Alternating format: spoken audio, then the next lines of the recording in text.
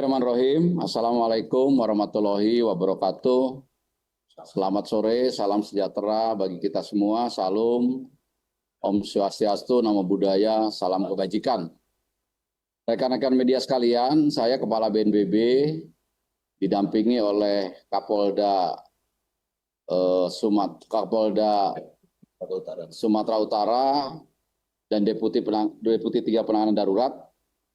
Sore ini di Posko Taktis Penanggulangan Bencana di Tapanuli Utara akan menyampaikan beberapa informasi penanganan bencana di 3 provinsi terkait banjir, banjir bandang, dan tanah longsor. Yang pertama kami informasikan untuk Sumatera Utara setelah mulai tanggal 25 November 2025 yang lalu atau 3 hari yang lalu diguyur hujan sangat lebat karena ada siklon Senyar dan siklon Koto. Ini fenomena alam yang jarang terjadi tapi terjadi di wilayah Sumatera bagian utara. Per hari ini karena prediksi BMKG bahwa siklon Senyar itu bergerak ke arah Malaysia, kemudian juga kami melaksanakan operasi modifikasi cuaca.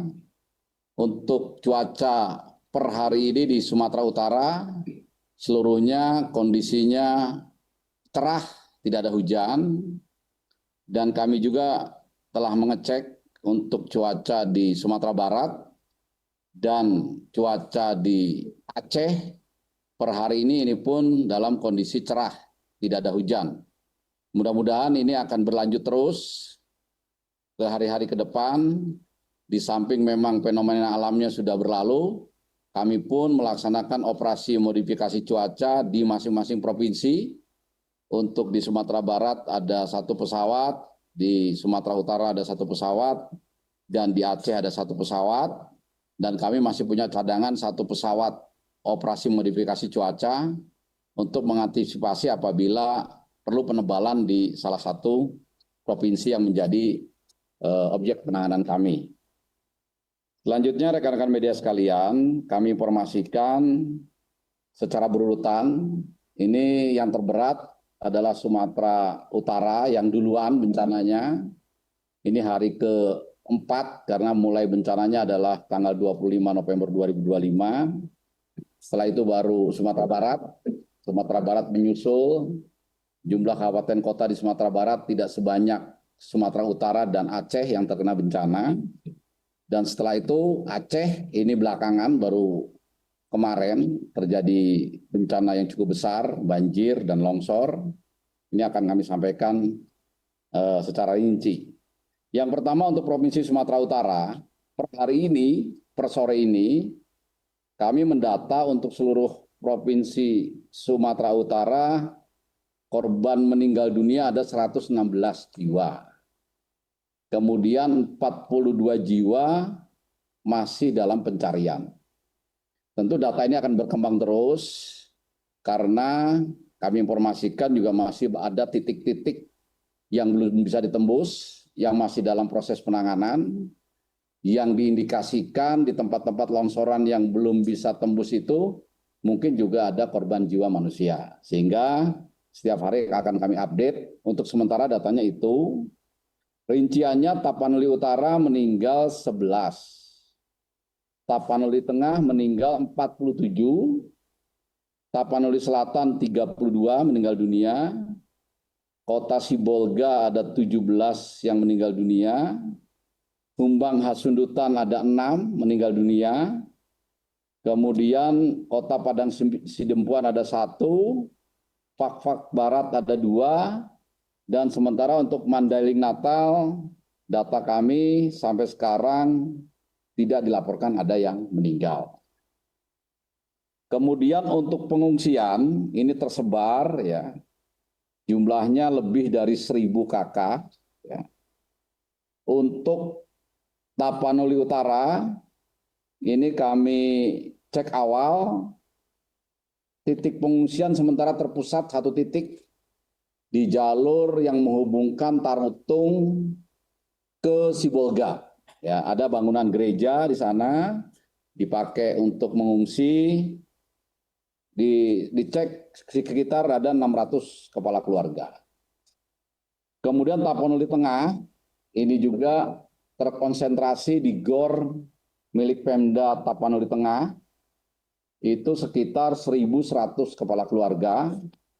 Ini kalau malam penuh sekitar 1.100, tetapi kalau siang kami hitung, kami cek sekitar 600, karena pada saat siang sebagian masyarakat yang mengungsi juga mengecek dan membantu membuka jalur-jalur yang masih putus. Untuk Tapanuli Selatan ada sekitar 250 KK, untuk Kota Sibolga sekitar 200 KK, Humbang Hasundutan ada 150 KK. Sementara untuk Mandailing Natal, ini tersebar ada di 5 titik tempat pengungsian, ini kami hitung sekitar 1.500 KK. Kemudian untuk jalur transportasi, jalur komunikasi, untuk per hari ini, untuk Sumatera Utara relatif sudah lebih baik daripada 3 hari kemarin. Yang pertama yang masih terus kita berusaha tembus adalah jalur dari Tapanuli Utara atau Tarutung menuju Sibolga.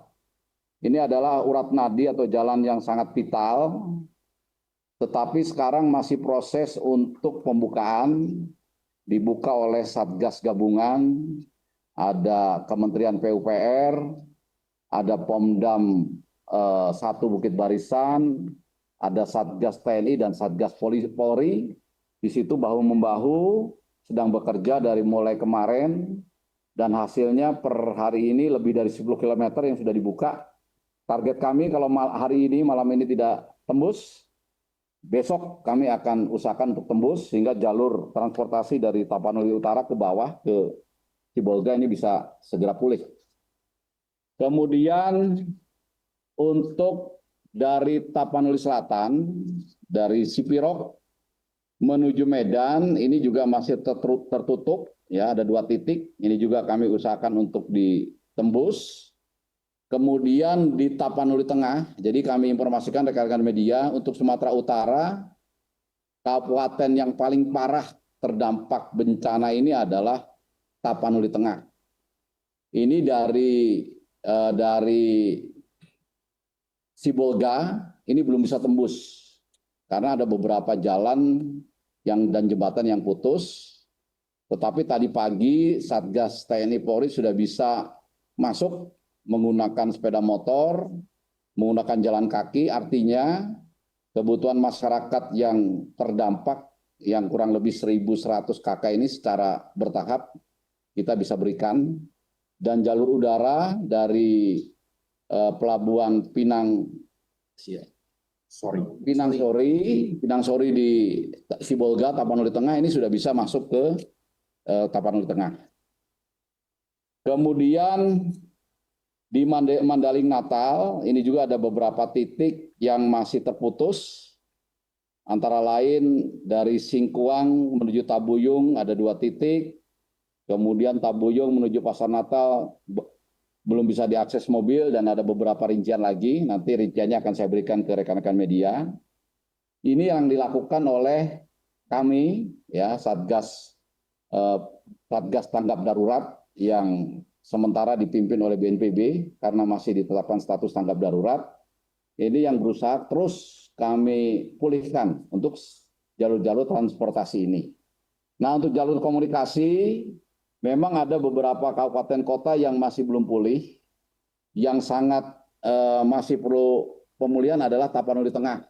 Jadi praktis kalau kita masuk ke Tapanuli Tengah itu tidak ada sinyal sama sekali. Langkah kami adalah kita memasang jalur komunikasi darurat, jadi menggunakan Starlink. Nah, ini Starlink juga sudah didistribusikan baik ke pemerintah daerah, baik ke titik pengungsian, maupun kepada Satgas TNI Polri.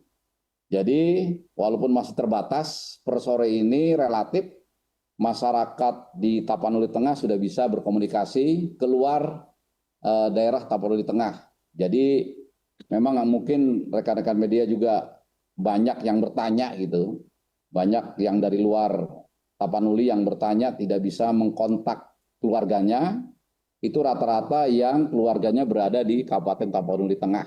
Itu. Nah sekarang dengan adanya sistem komunikasi darurat ini, mudah-mudahan itu bisa sedikit terbuka dan ini terus akan kita perbaiki. Ya, tentu saja per besok kalau saya memberikan informasi lagi, tentu kondisinya sudah lebih baik daripada hari ini.